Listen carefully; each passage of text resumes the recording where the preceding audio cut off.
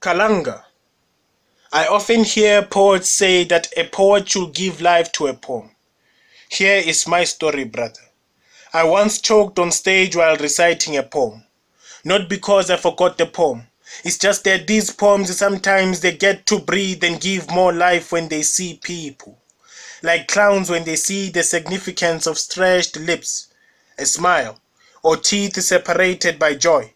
These poems tend to give more life when they see people Khalanga. They move in a different way, dancing on the poet's tongue in a way that was not rehearsed, moving like a dancer without a story to tell with his legs.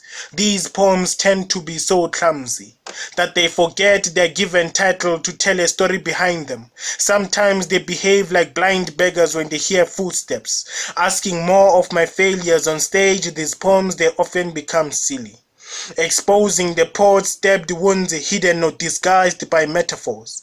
Instead of just showing the presented scars, oh, these poems are a pond of a cryosleep, and the only time I wake up is when I start to recite them. So please excuse the sudden glitch of consciousness on my memory. I once choked on stage while reciting a poem.